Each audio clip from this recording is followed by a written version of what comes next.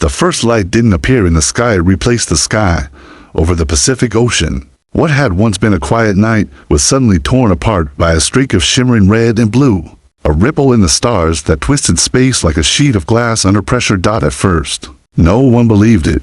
News feeds showed shaky footage from fishing boats and satellites. Social media lit up with theories, a failed orbital experiment, a meteor storm, another hoax. But within minutes, the truth arrived with brutal clarity. The ripple widened. Then, from that fracture in the fabric of the atmosphere, came the ships. Dark, insect-like vessels the size of cities drifted into orbit. Their surfaces glowed with strange organic light, pulsing like the veins of some living creature. They made no broadcasts, no peaceful greetings.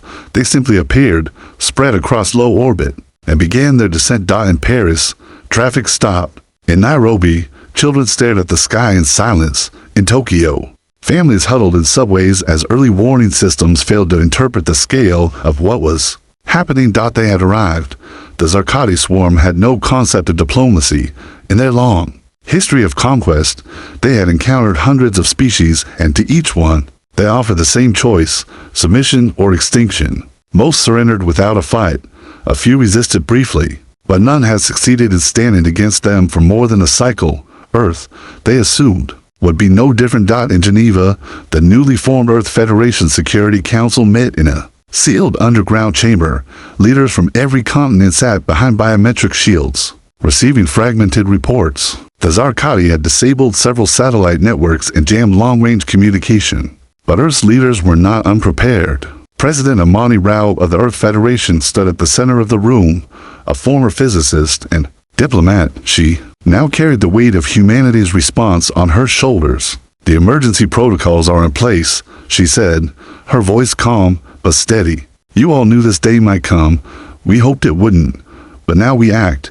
She activated the central console.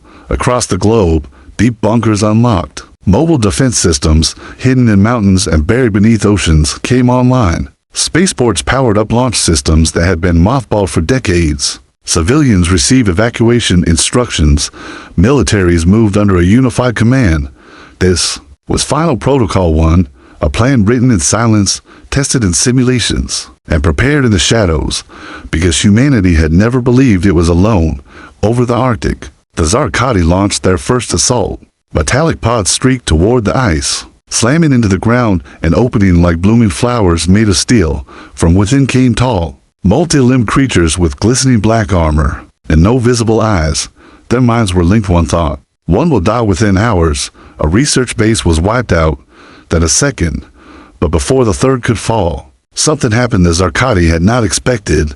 The humans fought back, not with panic, not with desperation, but with planning, coordination, precision. A fleet of unmanned drones, stealthed and armed with experimental energy weapons, struck the alien landing zone. From across the ice, camouflaged soldiers, human and machine, closed in and retook the shattered facility.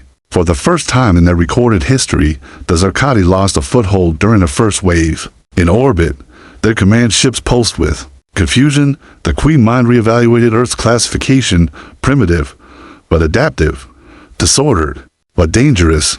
Humanity had no single mind, no shared voice, and no perfect order. But it had something else: survival instinct, ingenuity, and the memory of every disaster it had endured and overcome. Earth was not just another world. And the Zarkati had just made the worst mistake of their existence. They had come to conquer, but humanity had something no algorithm could predict. It had decided to fight. The Zarkati hive had encountered resistance before, on distant worlds with primitive defenses. They had occasionally met brief uprisings, minor frictions, and otherwise smooth conquests, but none had lasted more than a few days. Resistance was a variable accounted for. On Earth, however, that variable began to shift. Their first wave met unexpected resistance in Antarctica, then again in the African highlands, where unmanned aircraft and long-range rail systems pushed back with terrifying precision. The Queen Mind dismissed these events as isolated anomalies. Her analysts assured her that Earth was still on track for full assimilation. But then, something strange happened in New Delhi. A massive Zarkati dropship, part fortress, part control, hub descended over the city's outer zone, expecting compliance or chaos. Instead, it found itself trapped. In the hours before the drop, Human engineers and retired military experts had come together. Using ancient construction tunnels and mining tech, they had built a makeshift seismic trap beneath the alien landing coordinates. When the vessel touched down, it triggered a massive controlled collapse. Millions of tons of concrete, steel, and debris fell inward, swallowing the dropship whole.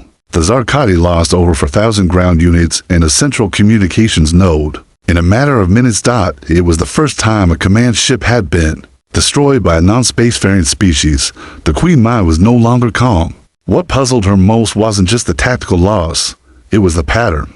The human response wasn't uniform, it was irregular, unpredictable, and often illogical. Yet somehow, it worked. She attempted to study Earth's leadership by tapping into their digital networks. Human broadcasts were chaotic. Languages shifted by region, ideas clashed on open forums. Leaders changed often, strategies varied wildly. In other words, nothing made sense. Worse, the Zarkati could not penetrate human minds the way they had with other species. Every time they tried, they encountered noise waves of emotion, memory, imagination, and contradiction. It was not a single consciousness, it was billions, and they were not connected. To the hive. That was terrifying.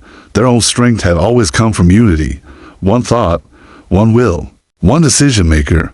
But humans thrive on division, on debate, on the very things that should have made them weak. And still, they adapted. In South America, human teams reprogrammed salvaged alien drones using nothing but garage-built AI systems. In Eastern Europe, resistance groups linked underground power grids to create invisible weapon arrays. None of this fit the Zarkati evasion models. By the third day, the Queen Mind ordered a recalibration of their strategy.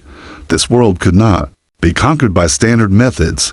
It required a new approach, one they hadn't used in centuries. Full psychological subjugation. The Hive deployed its whisper units, organic beings designed to infiltrate dreams and bend minds. On other worlds, they had brought rebellion to its knees by simply suggesting that resistance was futile. But when they entered human minds, something unexpected happened. They didn't find silence. They didn't find submission. They found stories. Tales of ancient wars, of people who had stood against overwhelming odds. Myths, memories, and movies filled with heroes and rebels. The more they listened, the more the whisper units were overwhelmed, not by fear, but by something alien to them. Hope. Humans were not fearless. They were afraid all the time, but they fought anyway. The Queen Mind withdrew her infiltrators. Half of them had been driven to madness. The rest reported the same message. Earth cannot be silenced. It does not think in unity. It thinks in defiance. The Queen Mind now saw the truth. Earth wasn't just another world. It was a puzzle, a threat, a species built not for control, but for resistance. And the most dangerous part, humanity hadn't even begun to use its full strength yet. They were just getting started. In the skies above Earth, the Zarkati swarm ships continued their silent drift. To the untrained eye, they appeared unbothered, hulking silhouettes casting shadows over cities, oceans, and deserts. But inside the Hive's command network, alarms had begun to echo. Patterns were failing. Predictions were unraveling. The Zarkati had expected Earth to fall in 72 hours. It had now been for days. And humanity was not breaking. It was changing. On every continent, Earth's resistance was beginning to organize, not perfectly, but creatively. What once had been fragmented defense forces were transforming into a coordinated, fluid resistance. In the skies above Kenya, a formation of repurposed weather drones flew in tight formation, retrofitted with electromagnetic pulses and rail-based weapons. They swept into a Zarkati landing zone with surgical precision. Each drone was controlled by teams of university students and retired military techs in an underground hub beneath Nairobi. They hit the swarm fast, striking from above, below, and within. And when the Zarkati retaliated, the drones sacrificed themselves to blind their targeting systems, buying time for civilians to evacuate through hidden tunnels. In Alaska, an experimental railgun, once part of an abandoned Cold War project, was brought back online by a coalition of engineers and energy workers. Using power diverted from hydroelectric dams, the weapon launched a hypersonic slug straight into orbit, piercing the armor of a Zarkati cruiser and sending it into a spiraling crash. Over the Pacific, Earth's response was no longer just military. It was personal. Artists, hackers, farmers, medics, everyone had a role. In Seoul, a group of high school coders broke into the public frequency of the alien surveillance system. In rural Australia, A convoy of solar-powered vehicles moved across the outback to deliver supplies to hidden research bunkers. For the Zarkati, who had always seen conquest as a matter of structure and submission, the randomness was terrifying. Their swarm might process strategies as single, perfect flows, but humans didn't work that way. Their minds branched, twisted, disagreed, and then, somehow, still achieved results. The Queen Mind ordered an analysis. Why was the resistance accelerating? Why had humans, despite their emotional instability and physical limitations, become more dangerous the longer the conflict lasted? The answer came from an unlikely place, a captured Zarkati scout ship, now housed deep within a mountain base in Switzerland. There, a group of physicists and machine learning experts were attempting to reverse engineer its controls. Every breakthrough they made, they shared instantly with resistance hubs across the globe. The ship's systems were built for a single-purpose mind, but human engineers worked in teams, challenged each other, and refused to follow instructions blindly. They didn't just operate the ship, they improved it. In less than 2 days, Earth had its first partially functional Zarkati vessel. The Queen Mind received the news not as data, but as a signal spike Zarkati code pulsing back at her in a broken pattern that should have been impossible. Humans had learned to speak her language. More alarming still, she felt something new ripple through the swarm. It wasn't fear. It was uncertainty. The drones, genetically programmed to obey, began to hesitate. Orders were questioned. Response times slowed. Humanity was no longer just resisting. It was learning, adapting, becoming something that could not be conquered through force alone. In Geneva, President Amani Rao stood before the Earth Federation Council. Her voice carried through thousands of underground shelters, relay satellites, and portable speakers. The invasion has begun, she said. But this is not the beginning of our end. This is the moment we remember who we are. Not one nation, not one language, but one species. We do not bow, we stand. And from this moment forward, Earth resists together. And so, Earth rose not as an empire, not as a swarm, but as something the galaxy had never truly faced before. A planet of individuals, unified in resistance. And prepared to do the impossible. In orbit above Earth, the battle had grown from skirmishes to a full-scale campaign. Zarkati warships clustered in formation, releasing waves of drones that patrolled the upper atmosphere like a cloud of insects. Their shadow fell across the planet's surface, but beneath that shadow, humanity was preparing something bold. For the first time in its history, Earth's space fleet was unified not by nation, but by survival.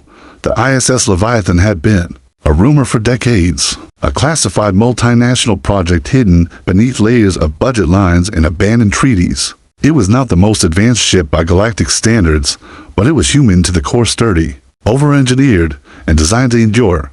Launched from a remote base in South America, the Leviathan was crewed by astronauts, engineers, and former test pilots from 13 nations. It carried no psychic tech, no swarm mind, just determination, ingenuity, and a modified asteroid mining ray capable of projecting a focused solar beam. Its mission, disrupt the Zarkati command fleet and make the galaxy notice. As the Leviathan approached, its systems went silent. The Zarkati picked up no transmissions, no signals, only the growing warmth of solar energy collected across its massive mirrored wings. Then, without warning, the beam fired. A focused line of white-hot energy lanced across space, cutting through the hull of a Zarkati control ship like paper. The explosion was silent, but brilliant. The ship fractured in half, pieces spinning into the darkness. It was the first time the swarm had lost a cruiser in open orbit. Back on Earth, the event was broadcast globally. It wasn't just a tactical victory, it was a signal. The people of Earth had named the strike Operation Dawnfire, and now the galaxy would hear their message. But Earth didn't stop with destruction. That same day, a second signal was launched, not through battle, but through memory. From an orbital array above Greenland, Earth broadcast a continuous feed into space. Not words, not threats. Images. Footage of the world's darkest hours. Volcanic eruptions burying cities, famines that emptied entire regions, wars that left scars still visible from orbit, the rise and fall of civilizations, the silence after disasters, but also what followed: rebuilding, reuniting, renewing, moments of hence, extended in peace, of bridges built between enemies, of science rising from ashes, of music and laughter in places that once knew only sorrow. The broadcast was not a declaration of strength. It was a statement of truth.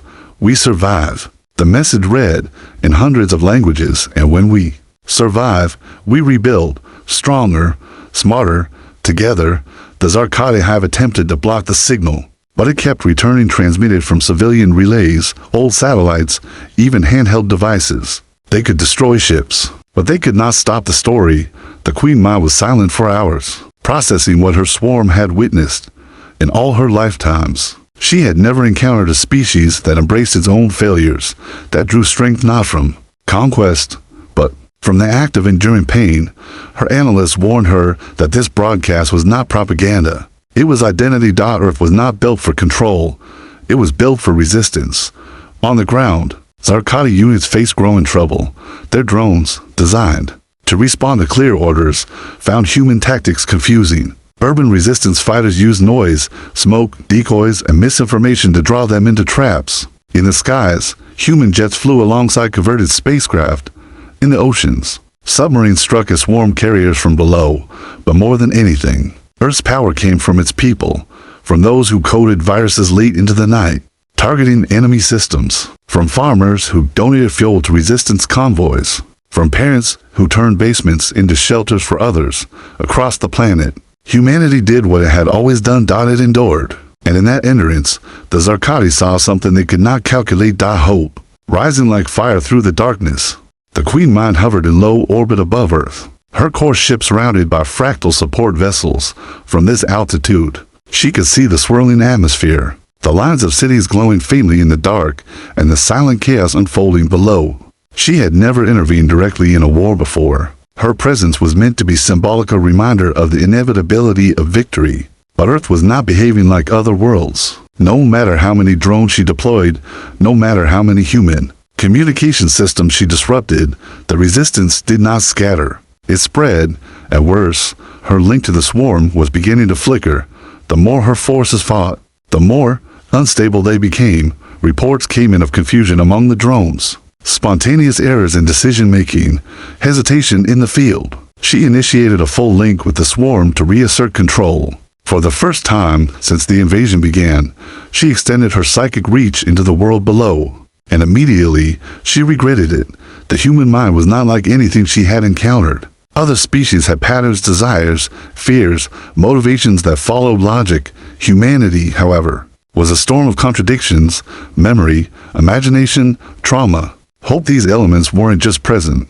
They were dominant. As she reached deeper into the minds of military leaders, civilians, even children, she felt overwhelmed. The structure of the human psyche was not just resistant, it was hostile to connection. Every mind was a labyrinth, every emotion a spike, and then something truly strange happened. In a remote lab beneath Iceland's crust, a team of neuroscientists, data architects, and AI specialists had been working around the clock. They had studied the first failed Zarkati psychic incursions and noticed patterns in the breakdown. It wasn't just resistance, it was interference. They realized the Zarkati were vulnerable to human thought, not the content, but the noise. And so, they created something new, a signal built not from logic, but from emotion. A digital virus encoded with chaotic imagery, fluctuating emotion patterns, and sensory overload. It was designed not to destroy the swarm but to infect it. They called it Pulse Echo.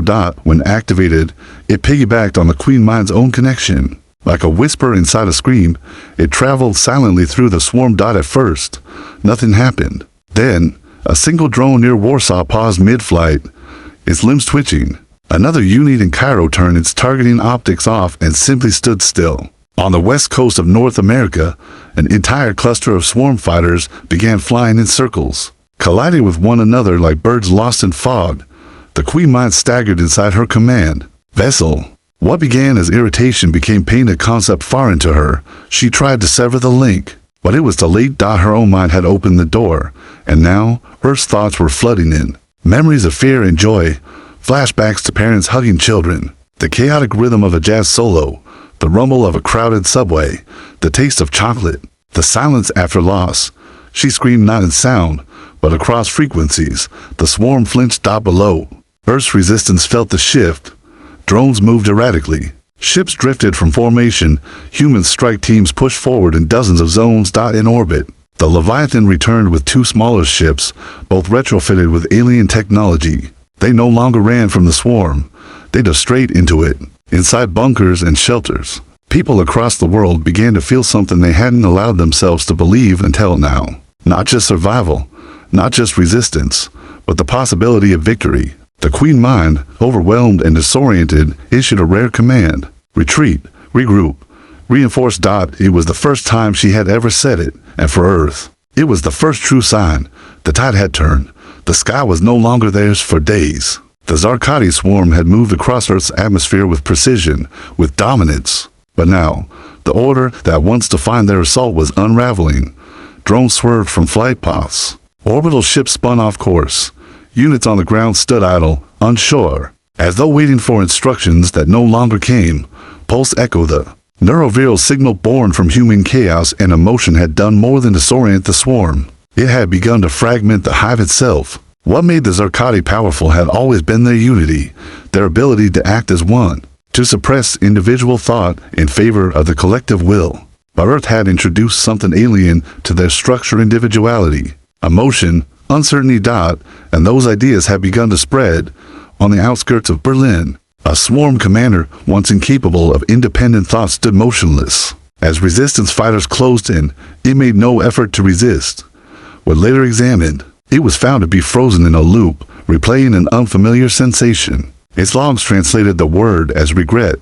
In Tokyo, resistance pilots chased a swarm fighter through the clouds, only for the alien craft to stop midair and begin broadcasting fragments of music it had overheard. The pilot didn't understand what he was hearing at first. It was a simple melody, old and off-key, but unmistakably human. The virus was spreading faster than any weapon ever had, not through code, but through concept.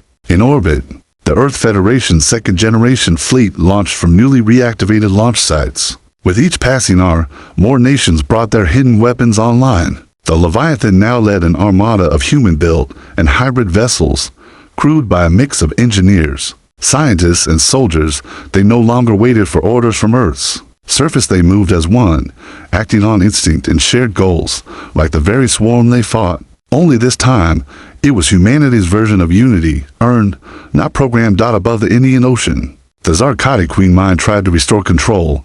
She amplified the psychic network, forced commands through every connection, and even attempted to cut off infected units from the whole. But for every mind she silenced, the more became unstable. She had opened herself to Earth's thoughts, and Earth's thoughts would not stop. In a final effort to restore her grip, she activated the core directive, a failsafe intended only for extreme rebellion. Across the swarm, millions of units received one last command: purge all non-synchronized elements. But the signal arrived fragmented. The infected minds, now tasting pieces of independent thought, interpreted it differently. Some obeyed, some disobeyed, some turned on each other. The swarm collapsed into chaos. In Moscow, a once hostile swarm tank turned and shielded a human convoy from an aerial strike. In Argentina, 2 alien walkers fought each other in the middle of a burning plane. And on the moon, where the Queen Mind had positioned her backup command center, Earth's newest hybrid ship broke through the last defense ring. The F. Solaris, piloted by a multinational crew of cybernetic engineers and veterans, released a focused pulse echo ray directly at the lunar base. The scream that followed echoed through every swarm ship still in orbit, and then silence. One by one, Zarkati vessels began to shut down. Some drifted into the atmosphere, where they were safely guided down or destroyed. Others self-terminated, their control systems unable to reconcile conflicting commands. The Queen Mind's final thought was not fear, but confusion. How could a species so divided, so emotional, so chaotic win? But that was the truth she had never understood. Earth had never won despite its chaos. It had won because of it. The shattered remnants of the Zarkati swarm retreated to the farthest edges of Earth's orbit. Their ships, once a seamless extension of the Queen Mind's will, now drifted like lost stars, fragmented, directionless, vulnerable.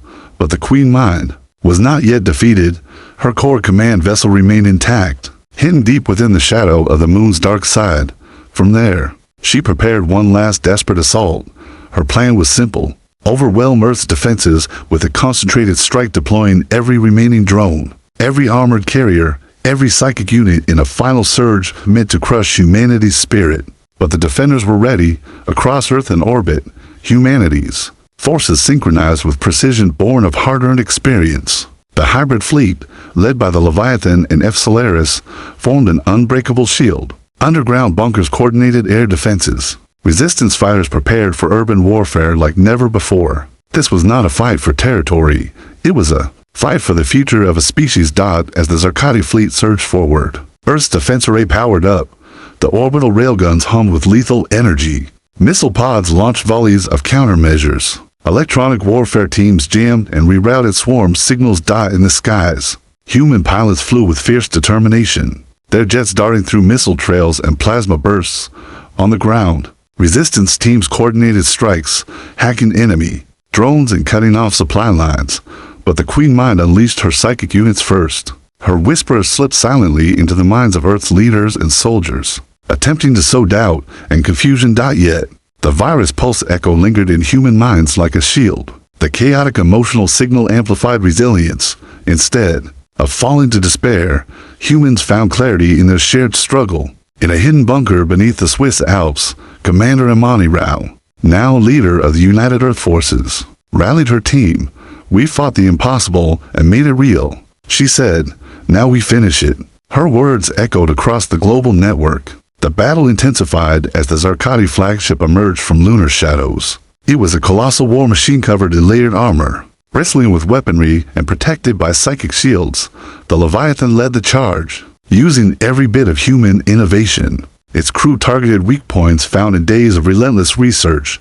Missiles tore at armor plates. Railguns fired concentrated bursts, and electronic attacks scrambled the ship systems inside the flagship.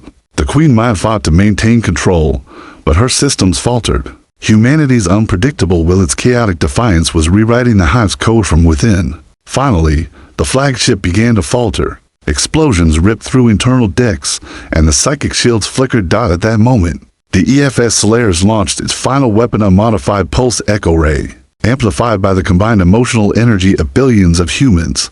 The blast was not a weapon of destruction, but a message on overwhelming tide of human experience and emotion. It crashed through the flagship systems like a storm, fracturing the Queen Mind's connection to the swarm and shattering her control. With a final, echoing scream through the hive network, the Queen Mind's vessel exploded, sending a shockwave that scattered the remaining Zarkati ships across Earth and orbit. The swarm disintegrated into silence for the first time in millennia. The Zarkati invasion was over. As dawn broke over Earth, the sky was clear, free from alien ships and dark shadows. Commander Rao looked up from her command center, exhausted but hopeful. "We survived because we never gave up, because we fought together, even when the odds were impossible." Around the world, humanity celebrated not just victory, but survival. They had faced a force that saw them as just another world to conquer, and they had shown the galaxy something far greater. They were not just survivors, they were a species born to resist. The war was over, but the world that emerged was not the one it had been before the invasion. From the ashes of destruction, humanity rose, not fractured by borders or ideologies, but united in a new purpose. The fight against the Zarkati had changed everything. On the first morning after the final battle, cities around the globe awoke to clear skies and calm air. Birds sang again, and the sun cast golden light over scars both old and new. Yet, the victory was not without cost. Millions had been lost. Entire regions lay in ruin, but the human spirit, resilient as ever, began to rebuild. Commander Imani Rao addressed the Earth Federation one last time before stepping down from her wartime role. "We have proven that our greatest strength is not our weapons, our technology, or even our numbers," she said. "It is our will to endure, to adapt, and to stand together." In the months that followed, humanity worked tirelessly. Technologies scavenged and adapted from the Zarkati, opened new frontiers. In energy, medicine, and communication, the hybrid fleet became a symbol not just of war, but of interstellar cooperation and hope. More than that, the invasion sparked a new era of unity. Old rivalries gave way to shared goals: protecting Earth, exploring space, and preparing for whatever else the galaxy might hold. Scientists studied the remnants of the pulse echo virus, learning how the emotional code had turned the tide of battle. Philosophers and artists debated its meaning, how chaos and emotion, often seen as weaknesses, had become humanity's greatest weapon. Children born after the war grew up hearing stories not just of survival, but of the power found in unity through diversity. And somewhere in the deep reaches of space, other civilizations watched with renewed respect and cautious curiosity. Earth was no longer just another world. It was a beacon. As Commander Rao stood on a rebuilt observation tower, watching the stars glitter above, she felt the weight of the past and the promise of the future. The galaxy was vast and full of unknown dangers, but humanity was ready, for they had learned that no force could conquer a people who refused to be conquered. The story of Earth's resistance, the fire that burned brightest in the darkest hour, was only just beginning. A new dawn had arrived.